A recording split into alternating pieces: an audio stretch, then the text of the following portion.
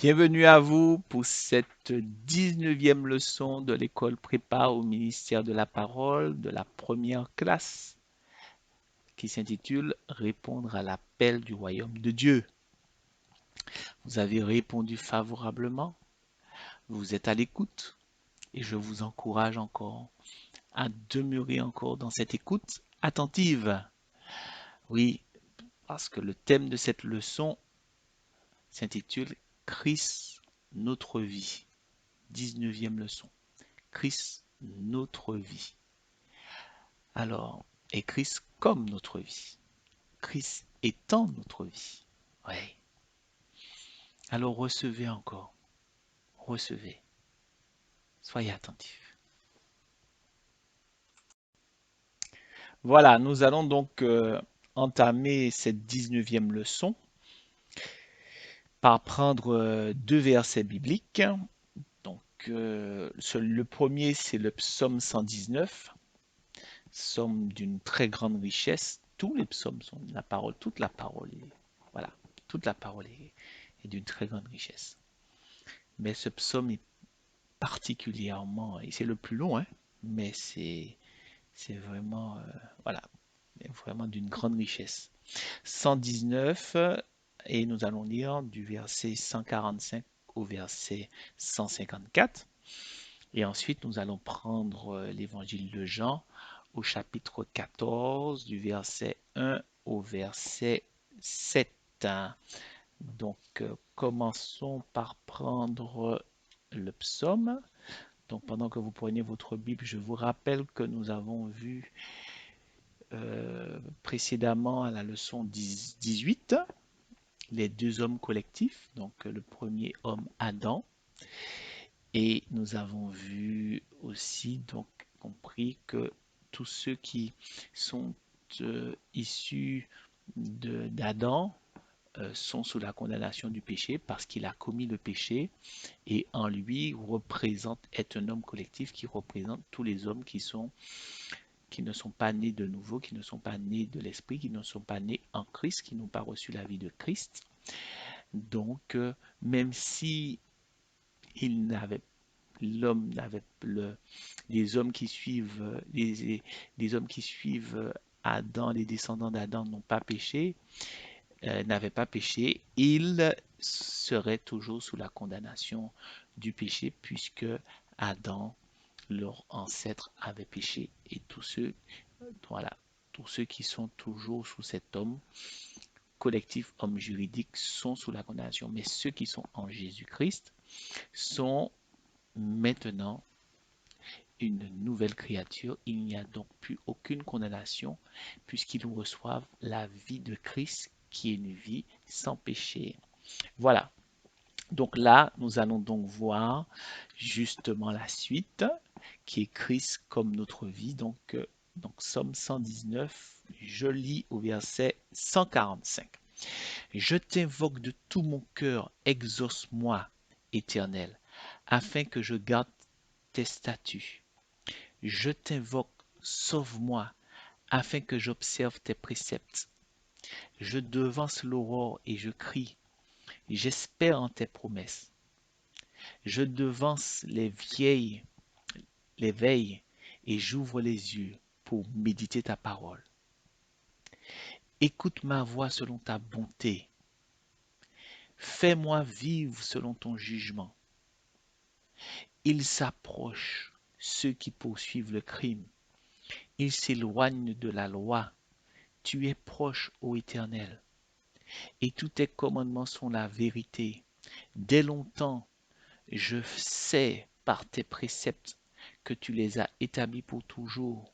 Vois ma misère, délivre-moi, car je n'oublie point ta loi. Défends ma cause et rachète-moi. Fais-moi vivre selon ta promesse. Ou pour d'autres versions, rends-moi la vie selon ta promesse. Nous allons prendre, Amen, pour ce verset, et nous allons donc prendre l'évangile de Jean au chapitre 14, et nous allons lire à partir du verset 1 jusqu'au verset 7. Que votre cœur ne se trouble point. croyez en Dieu et croyez en moi. Il y a plusieurs demeures dans la maison de mon Père. Si cela n'était pas, je vous l'aurais dit. Je vais vous préparer une place. Et lorsque je m'en serai allé et que je vous aurai préparé une place, je reviendrai et je vous prendrai avec moi, afin que là où je suis, vous y soyez aussi. Vous savez où je vais et vous en savez le chemin. Thomas lui dit, Seigneur, nous ne savons pas où tu vas. Comment pouvons-nous en savoir le chemin? Jésus lui dit, je suis le chemin, la vérité et la vie. Nul ne vient au Père que par moi. Si vous me connaissiez, vous connaîtriez aussi mon Père. Et dès maintenant, vous le connaissez et vous l'avez vu. Amen. Je vous invite encore à incliner la tête afin que nous puissions prier et demander l'assistance du Saint-Esprit. Saint-Esprit, l'Esprit de Jésus-Christ. Saint-Esprit, je te demande encore que tu viennes encore, parce que nous avons besoin de toi. Oui, nous reconnaissons notre besoin de ton esprit. Qu'en cet instant, que ton esprit et notre esprit, Seigneur, oui, ne fassent encore qu'un. Oui, afin de pouvoir recevoir de toi, recevoir de la personne de Jésus-Christ, recevoir de Dieu lui-même. Oui, qu'en cet instant, nous recevions la vie, parce que tu es la vie, et nous avons besoin de vivre. Oui, pas celle que nous imaginons, pas celle que notre chair souhaite, mais celle que l'Esprit, ton Esprit, afin que nous fassions la volonté du Père. Alors éclaire-nous encore. Nous t'avons prié dans le doux et précieux nom de ton Fils Jésus-Christ et pour ta seule gloire. Amen. Amen. Donc, dans le psaume 119, David demande à Dieu au moins 7 fois. Alors, dans certaines versions, c'est rends-moi la vie. Dans d'autres, c'est fais-moi vivre. Donc, dans la version hébraïque, c'est fais-moi vivre. Mais il précise selon ta parole, selon ta bonté, selon tes jugements ou selon ta promesse. Ça, vous pouvez le retrouver dans le verset 25, le verset 107, le verset 88, le verset 159, le verset 149, le verset 156, le verset 154. Oui. Fais-moi vivre selon ta parole. Et nous avons vu dans les leçons précédentes que la parole de Dieu est la personne de Jésus-Christ. Et que la parole se trouve d'autant plus dans la Bible. Elle nous est révélée à travers la Bible. Elle nous est révélée, la parole, la personne de Jésus-Christ. Elle nous est révélée à travers, par le biais de la Bible, des Saintes Écritures, par la révélation. Donc là, quand David dit « Fais-moi vivre selon ta parole », c'est « Fais-moi vivre selon la personne de Jésus-Christ ». Mais il n'a pas, au moment où il dit ça, il n'a pas encore toute la révélation de la personne de Jésus-Christ, qui est Dieu qui se fait homme. Parce que David reconnaît en somme que Dieu est la source de la vie. Une source, prenons la source électrique, ou même une source d'eau. Dans les besoins de tous les jours, de la vie quotidienne, il faut se laver, il faut arroser les plantes, il faut faire à manger, il faut nettoyer, on a besoin d'eau. Donc ce n'est pas le simple fait d'avoir un peu d'eau à un moment puis basta, on continue, on poursuit. Non, non, non, non. Il faut être connecté à une source. Il faut être près de la source d'eau. Parce que même si vous prenez un peu aujourd'hui pour répondre à vos besoins, mais demain vous en aurez besoin. Donc il faut être proche de la source. Et c'est pareil pour l'électricité. Si ok, la lumière, l'ampoule est claire parce qu'elle est branchée à la prise, aussi puissante soit-elle, elle peut éclairer un stade de foot, tout ça. Mais si vous débranchez la prise, boum, plus rien. Donc il faut de cette connexion. Il faut être connecté à cette source en permanence. En permanence. Mais maintenant, quand David dit fais-moi vivre, il parle de quelle vie? Il ne parle pas du fait de simplement de respirer. C'est pas ça qu'il parle uniquement, puisqu'il dit fais-moi vivre selon ta parole.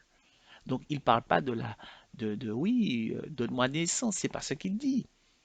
Parce que quand on regarde la définition de la vie en somme a aussi une autre définition qui va beaucoup plus loin, qui est un ensemble de phénomènes, d'événements qui caractérisent un mode d'activité propre à un individu. En somme, la vie de quelqu'un se distingue par rapport à sa manière de vivre, à l'expression de sa vie, à son mode de vie. Pour exemple, un oiseau et un poisson, bien que tous les deux sont vivants, mais ils n'ont pas la même expression de vie. L'expression de leur vie est individuelle et elle est différente. La vie qu'a reçue l'oiseau lui donne la capacité de voler. La vie qu'a reçue le poisson lui donne la capacité de nager. On aura beau mettre tous les efforts, on n'arrivera pas à faire un poisson voler. Bien sûr, il y a des poissons volants. C'est parce qu'ils ont reçu une vie de poisson volant. Mais sinon, un poisson tel quel, il ne vole pas. En somme, c'est la vie qui détermine la vie que la personne a reçue, détermine le mode de vie.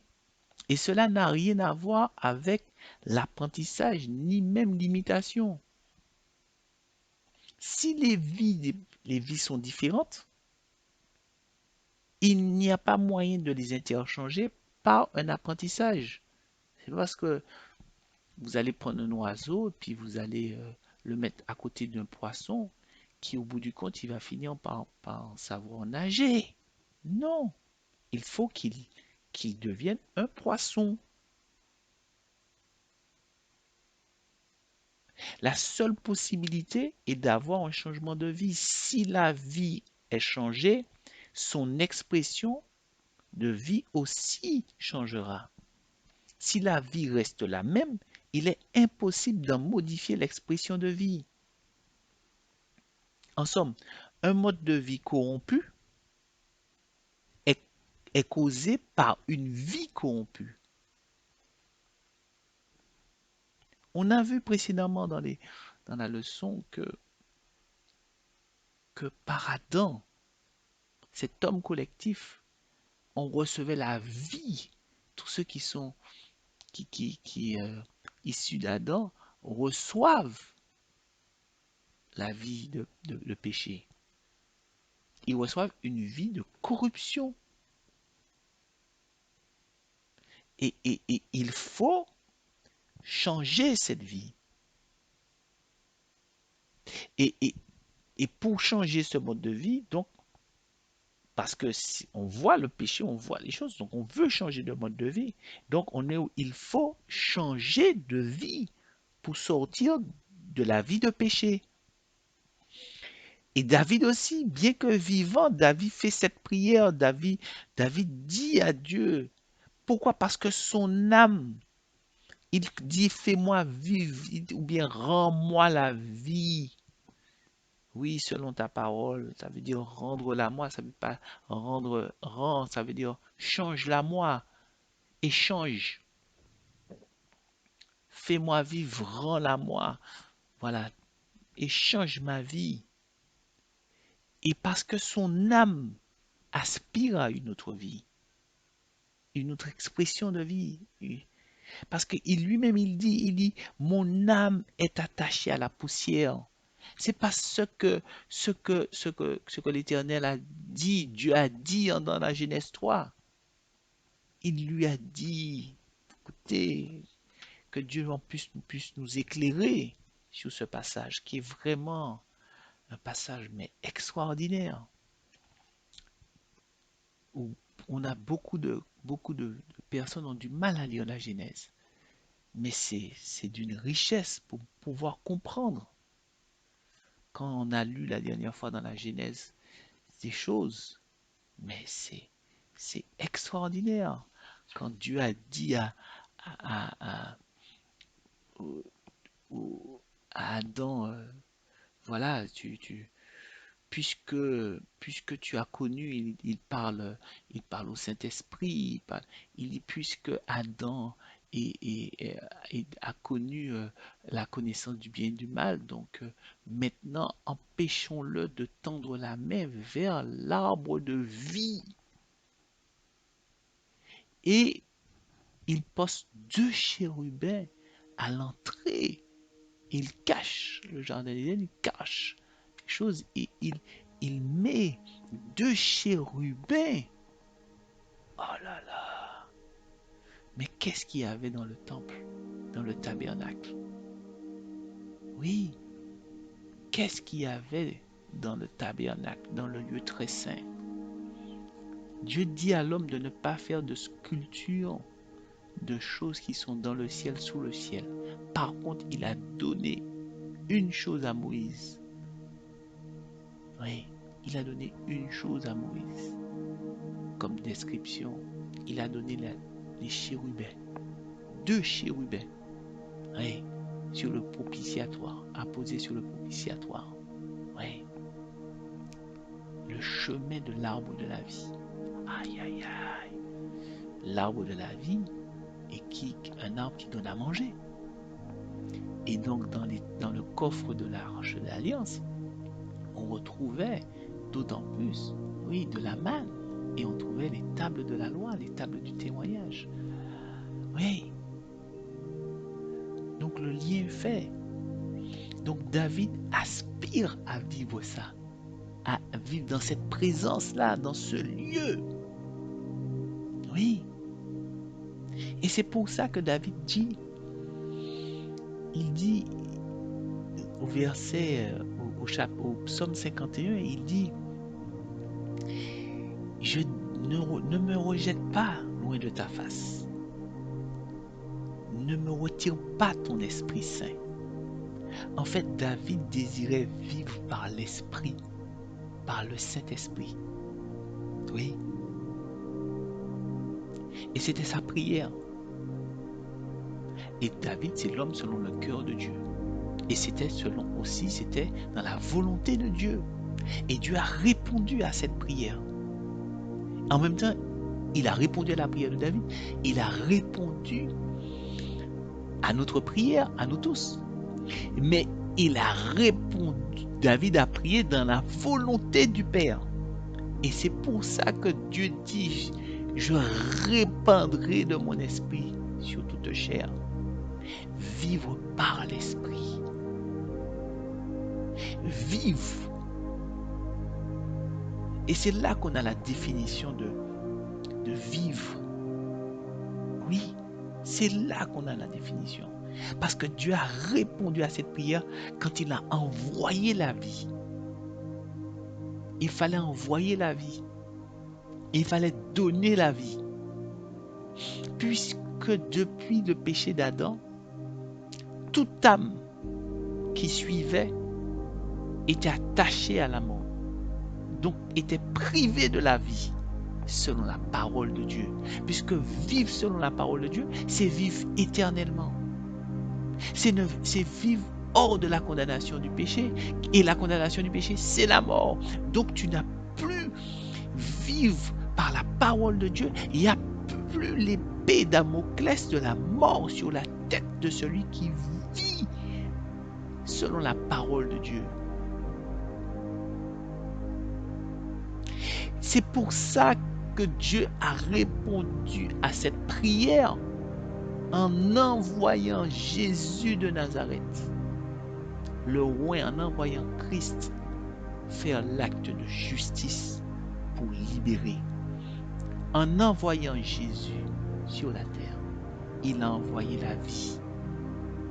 En Christ est la vie. Christ est la vie.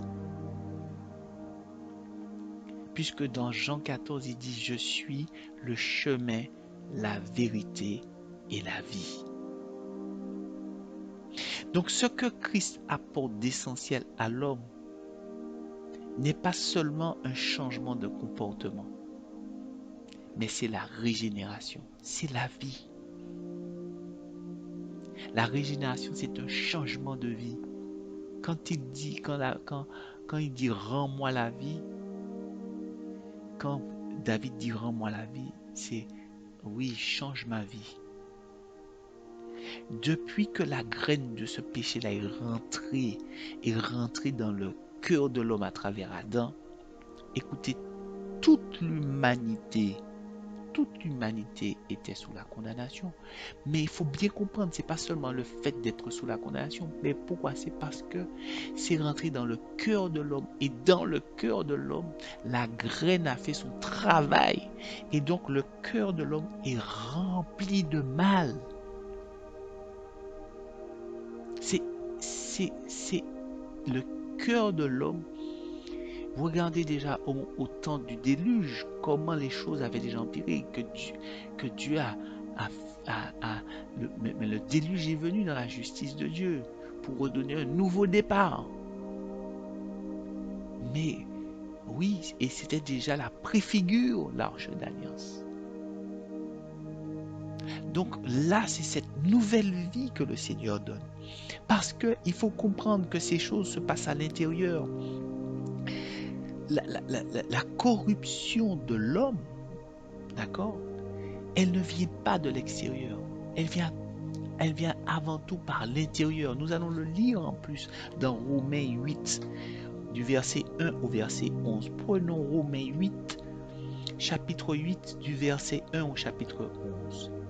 Il n'y a donc maintenant aucune condamnation pour ceux qui sont en Jésus-Christ. En effet, la loi de l'esprit de vie en Jésus-Christ m'a affranchi de la loi du péché et de la mort. Car chose impossible à la loi, parce que la chair la rendait sans force, Dieu a condamné le péché dans la chair en envoyant à cause du péché son propre Fils dans une chair semblable à celle du péché. Et cela a fait que la justice de la loi fut accomplie en nous qui marchons selon la chair, mais selon l'esprit. Non selon la chair, mais selon l'esprit.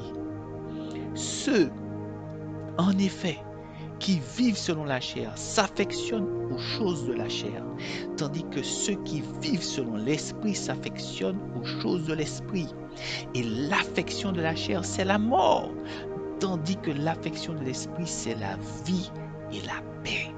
Car l'affection de la chair est inimitié contre Dieu parce qu'elle ne se soumet pas à la loi de Dieu et elle ne le peut même pas. Or, ceux qui vivent selon la chair ne sauraient plaire à Dieu. Pour vous, vous ne vivez pas selon la chair, mais selon l'esprit. Si du moins l'esprit de Dieu habite en vous, si quelqu'un n'a pas l'esprit de Christ, il ne lui appartient pas. Et si Christ est en vous, le corps il est vrai, est mort à cause du péché, mais l'esprit est vie à cause de la justice. Et si l'esprit de celui qui a ressuscité Jésus d'entre les morts habite en vous, celui qui a ressuscité Christ d'entre les morts rendra aussi la vie à vos corps mortels par son esprit qui habite en vous. Amen. Oui, par son esprit qui habite en vous. Oui, oui, c'est un point fondamental. Un point fondamental. La corruption de l'homme provient de la corruption extérieure. Les actes qu'il fait, ça provient d'une corruption intérieure. Et donc, c'est pas la peine d'essayer de changer l'extérieur sans changer l'intérieur. C'est l'intérieur qui est la cause. Oui.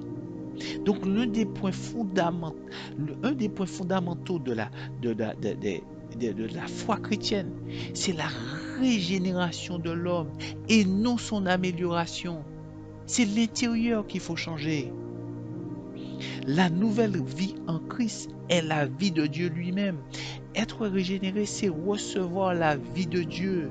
C'est recevoir Christ, comme on l'a lu. Et il n'y a plus de condamnation. Celui qui n'a pas reçu la vie de Dieu a la vie adamique. Il n'y a pas de troisième voie, comme on a vu dans la leçon précédente. Parce que l'homme adamique, ou on dit l'homme naturel, il vit selon les désirs de la chair. Et les désirs de la chair sont opposés à ceux de l'esprit. C'est en opposition. C'est comme si vous avez un aimant, le pôle nord et le pôle sud. Vous essayez de les accoler, mais c'est pas possible. Non, non, c'est pas possible. Si vous avez à l'intérieur de vous un aimant, c'est que votre cœur, voyez-le comme un aimant, et qu'il est sud, il va attirer tout ce qui est du nord. Et si c'est l'inverse, il va attirer tout ce qui est du sud. Donc, faut bien comprendre que si vous aurez beau, jour après jour, user de force pour pouvoir éloigner les péchés, et vous allez faire des efforts pour pouvoir faire du bien, mais les autres, c'est naturellement que le péché est attiré, que l'acte de transgression est attiré, parce que c'est l'odeur que dégage le cœur qui attire ça. Oui, c'est l'attirance physique. Il faut changer intérieurement. Donc, notre vie doit être changée. Et c'est pour ça que Jésus dit à Nicodème dans Jean 3, verset 3, il dit, si tu ne nais ni d'eau ni d'esprit, tu ne peux pas voir le royaume. Si tu ne nais de nouveau, tu ne peux pas voir le royaume. Et plus bas, il dit, si tu ne nais ni d'eau ni d'esprit, tu ne peux pas rentrer dans le royaume. Oui, même si tu viens aujourd'hui avec une robe que tu as lavée et autre, et que pour toi c'est plus blanc que neige, oui, mais l'intérieur n'est pas bon. Et donc il te faut naître de nouveau. Et ce n'est pas une question de religion, c'est une question de naître en Christ, d'être régénéré par le Saint-Esprit. Le Saint-Esprit, c'est l'Esprit de Christ. Et cette personne qui est régénérée, elle suit le Saint-Esprit, elle s'accorde. Donc son esprit attire le Saint-Esprit. Parce que Dieu dit qu'il chérit l'esprit qu'il a mis en dedans de nous. Il ne parle pas du Saint-Esprit, il parle du nouvel esprit qu'il a mis en nous. Oui, Ézéchiel 36. Le nouvel esprit, le nouveau cœur que le Seigneur a mis en nous. Oui, Dieu le chérit. Donc ça veut dire, vous savez, un chéri ou une chérie, on est attiré, on cherche à le voir, on cherche à rencontrer, on cherche à communier avec, on cherche à échanger, on cherche à avoir des relations avec. Oui, ce qui est né de la chair, ça reste de la chair. On a beau faire, c'est de la chair. On a beau essayer de l'améliorer, ça reste de la chair. Mais par contre, ce qui est né de l'esprit est esprit et s'accorde avec le Saint-Esprit de Dieu. Les deux sont... Il y a un gouffre qui sépare entre ce qui est de la chair et ce qui est de l'esprit. Vous ne pouvez pas les relier. Non. Vous ne pouvez pas les relier. Il y a une séparation. Oui. Donc, si vous êtes satisfait de votre vie, Christ ne peut rien pour vous. Ouais. Il faut être comme David. Mon âme est attachée à la poussière. Fais-moi vivre selon ta parole. Rends ma vie, oui. Rends-moi la vie. Oui. Rends ma vie comme ta parole, selon ta parole. Rends ma vie selon ta parole. Parce que je ne suis pas satisfait de ma vie. Si vous êtes satisfait de votre vie, Christ ne peut rien faire pour vous. Acceptons la nouvelle vie du Seigneur. Soyez bénis. Voilà. Nous rendons grâce à Dieu pour ce temps, ce beau temps d'enseignement qui, je l'espère, vous a apporté encore la vie par la révélation de la personne de Jésus-Christ. Oui. Que vous avez été connecté à la source de la vie et que vous restez encore connecté sans débrancher la prise, mais laissez-la connectée pour que vous restiez sous la source d'eau vive afin que de vous coule encore des sources d'eau vive. Ah, celle qui sort des montagnes. Aïe, aïe, aïe. Oui, notre Dieu est merveilleux. Il envoie la rosée qui coule, oui, sur la tête d'Aaron, saint sacrificateur, et qui coule la vie. Aaron qui est le représentant, le saint sacrificateur, Jésus-Christ, oui, qui est le saint sacrificateur parfait, lui qui a porté tout le peuple, toute l'église, tout le monde, et il a porté. Et c'est de lui que coule la vie. La vie coule. Oui. Il est bon entre frères de demeurer ensemble, oui, dans l'unité en Christ. Et que là coule son esprit. Soyez encore, mais enveloppés par cette vie. Prions encore. Ô Dieu d'amour, nous voulons te rendre grâce pour ces temps de rafraîchissement. Oui. Ô Seigneur, tu nous amènes dans ce pays où coule le lait et le miel. Oui. C'est en toi que coule le lait et le miel. C'est en toi que nous avons la vie. Nous sommes des enfants et nous avons besoin de lait. Nous avons besoin de miel. Oui. Nous avons besoin de toi. Tu es la vie. Jésus, tu es la vie. Tu es notre vie. Hors de toi, c'est la mort. En toi, c'est la vie. Et nous voulons vivre. Nous voulons vivre. Nous ne sommes pas satisfaits d'une vie en dehors de toi. D'une vie qui est menée par notre chair, par la convoitise, Seigneur, de nos yeux. Oui, mais nous voulons vivre selon ton esprit pour faire la volonté du Père. Parce que la volonté du Père, c'est que tous soient sauvés et que tous soient dans le bonheur. En toi, nous avons le bonheur. nous sommes heureux. Alors que tu bénisses encore ceux et celles qui ont reçu de ta parole à travers cet enseignement, reçu de la révélation de toi-même, et que tu les enveloppes encore de la richesse de ta grâce, qui est ta vie.